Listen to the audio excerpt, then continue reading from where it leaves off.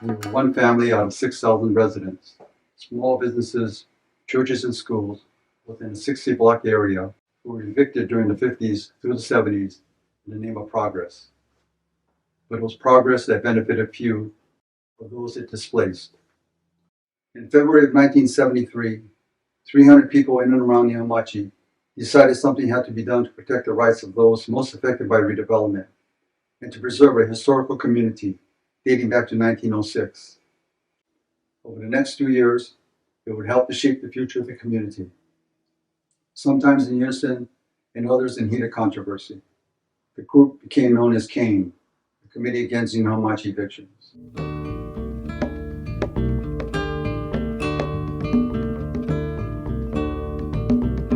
We are the children of the migrant worker.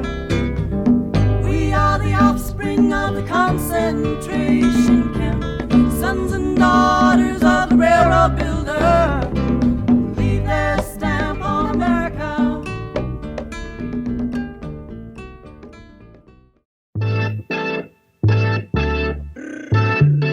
The fact that someone could actually, use this kind of language to literally destroy a community, a thriving, again, African American and Japanese community. His name has come to symbolize the displacement of over 4,000 people from the Fillmore, the destruction of 60 square blocks of what was a vibrant, robust community that we have been trying to knit back together for decades since. With redevelopment, it's funny that the conversation is resurfacing.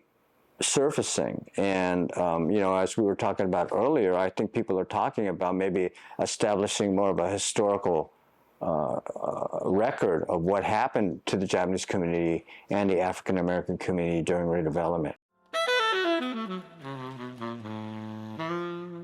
As in Montgomery, the agency disregarded the people most affected, denied the neighborhood a voice in the process, and forced residents and small businesses to take a backseat to corporate interests. The author James Baldwin called urban renewal by its real name. It means Negro removal. That is what it means. And the federal government is an accomplice to this fact. Kane was more militant than Nihonmachi. They were anti-renewal, no question about it. But they were also people that you could reason with. The members of NCDC were motivated by self-interest.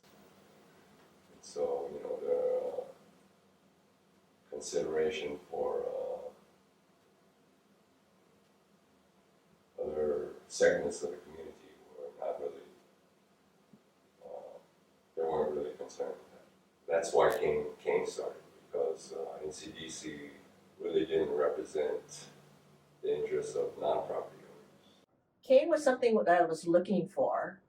I deliberately applied to go to San Francisco State so I could be part of the Asian American movement and Japantown, and because I had already thought in my mind that I wanted to be an activist based on my experiences in high school, learning about the concentration camps and feeling very indignant about that, combined with the civil rights movement, that I wanted to be politically involved. So getting involved with Kane was very important to me.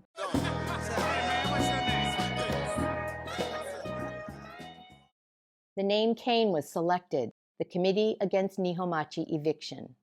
Kane pushed the city, and the city wanted to change our area. And because of Kane's impact, this job project was offered. The purpose, I remember, was to put more pressure on the RDA to come to the community and meet with the residents. And Saichi had a speech that he gave telling him why we're there, what our demands were, and we wanted Subtle to come to the community and meet with us, which he didn't.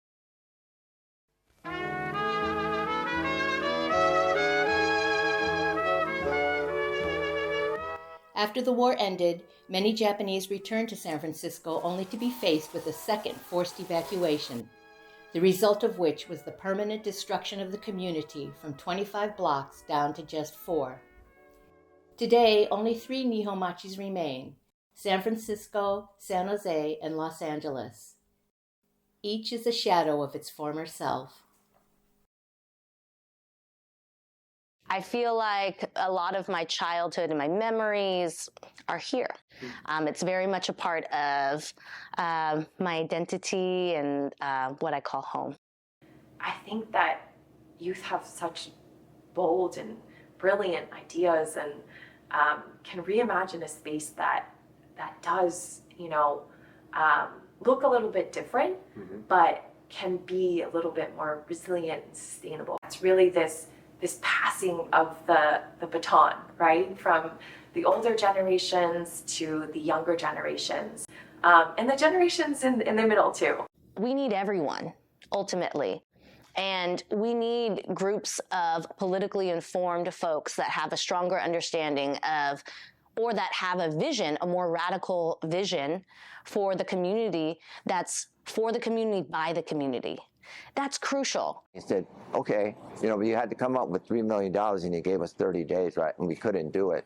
But that really started getting us to think like, we have to start being able to invest in property, or if you don't own property, that's how you lose the community. If San Francisco's Nihonmachi is to have a fighting chance to retain its heritage for future generations, the dialogue from our interviews identified 3 crucial questions to answer. Question 1. How does Nihonmachi control its own future when outside developers own a majority of the Japan Center and are well-financed to buy up more properties? If, for example, someone came and said, hey, I want to buy this property, and this property, so 3 contiguous properties, and then tore them down and could build up 80 feet, it would change the entire environment and complexity and feel of this corridor here, right? Which I think the Buchanan Mall is kind of like, or I see it as our cultural corridor. Question 2. How can the community effectively use its underutilized spaces? A concrete plan of action is the only viable option before outside interests use their financial clout once again to control Nihonmachi, just as the Kintetsu Corporation did in the 1970s. Today, Nihonmachi will soon face the same urgency as outside developers plan their next moves, without much input from the community.